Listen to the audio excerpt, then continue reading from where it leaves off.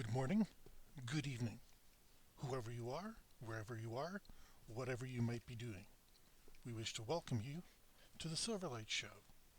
The Silverlight shines to illuminate that which lies hidden in darkness. For those of you tuning in today, we welcome you in. I'm going to include an article basically to back up my points here, but it's from the Toronto Star. Now, Toronto Star is not the world's most reliable resource. On the other hand, there's a heck of a lot worse out there. And this is one of those situations where I think the facts pretty much speak for themselves. So we're not going to go after them in any way, shape, or form. We're just going to accept what they say and analyze it. So in Brampton, Ontario, and in Surrey, BC, the mayors are complaining validly because they have a South Asian extortion problem. And they go on about how a lot of businesses from the South Asian community are being targeted by these extortionists. A casual look at the map will show you how far apart Brampton, Ontario and Surrey, BC are on the map. They're on opposite sides of the continent. Like, that's a 6-8 hour flight. But both communities are known for having lots of South Asians. Now, this is not to cast aspersion on Asians in any way, shape, or form. Nope. They're the same as everybody else. You got some good people, you got some rotten apples, and you got people just trying to make it day to day.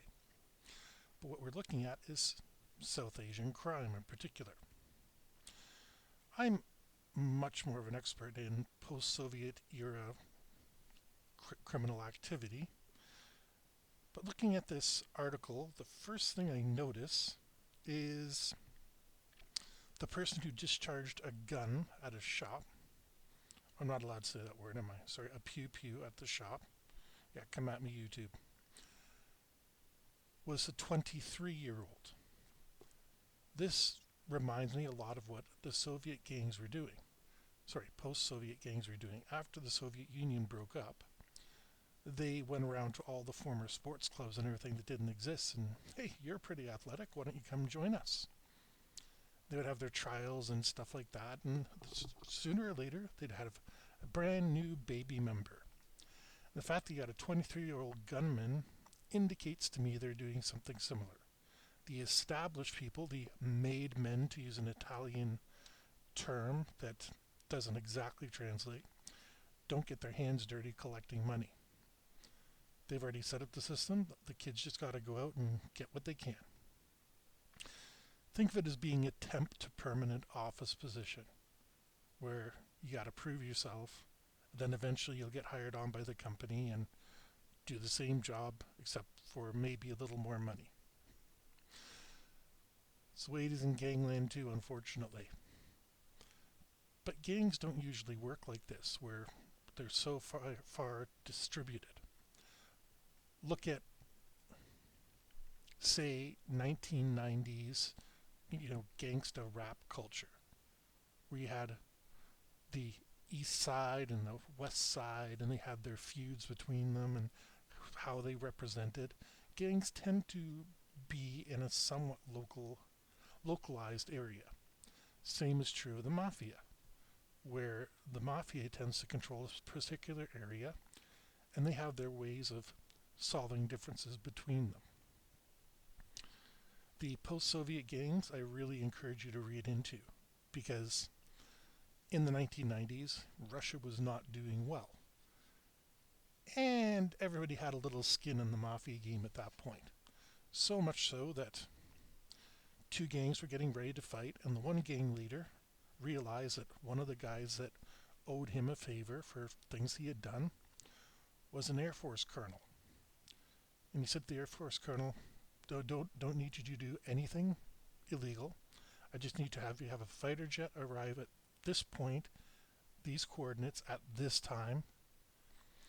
And he went it alone, met the other gang, and said, "Where's your reinforcements?" He pointed upward, and that fighter jet went over right at that minute.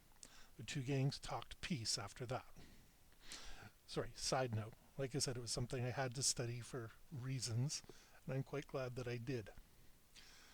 But this Southern Asian phenomenon, okay, we know there's gangs in every single community, whether whether based on faith, whether based on nationality, more so based on nationality and faith, but no one's immune to it.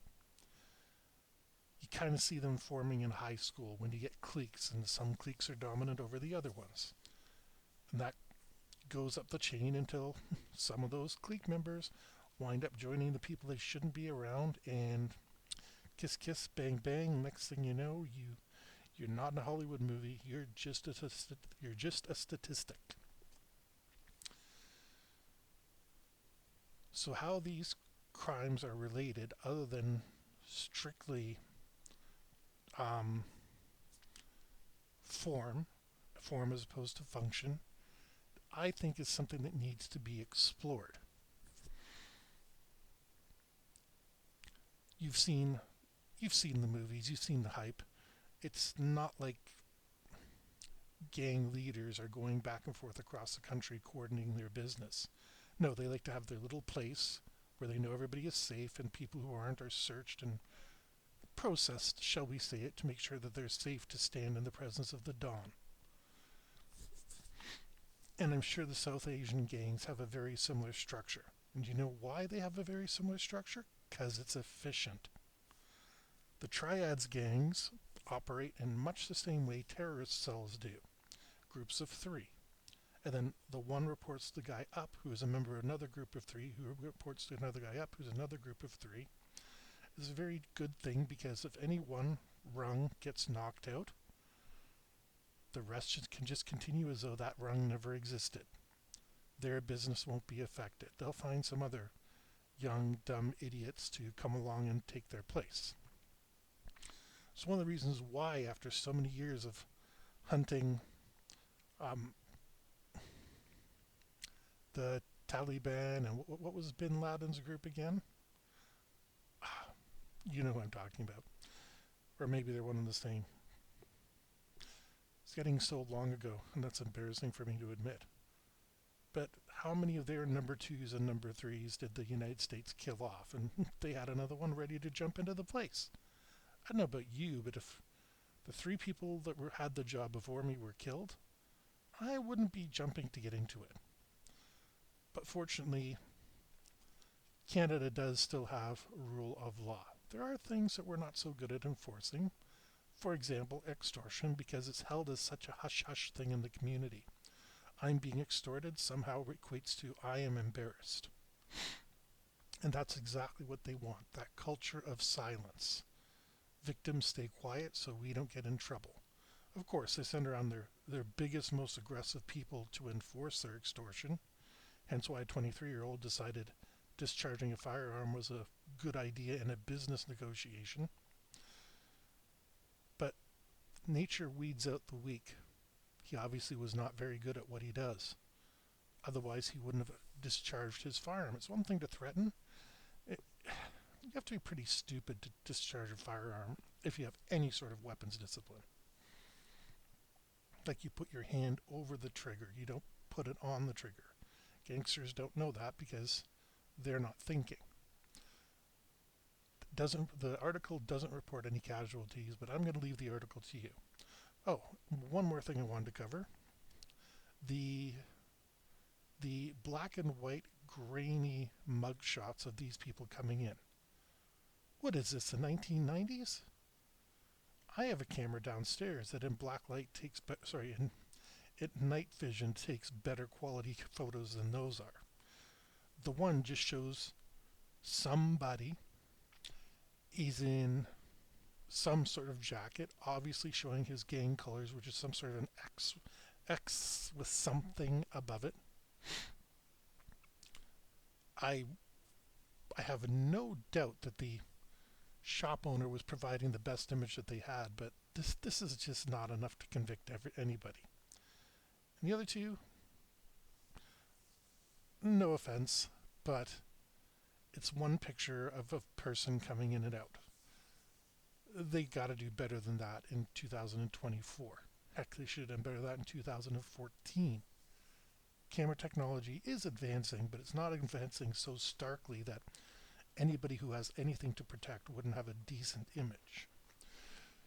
So anyways, with that, we hope you enjoyed this episode of the Silverlight Show. If you did, please click like, share, as sharing is caring. Don't forget to click the subscribe button, because it's always good to be a subscriber.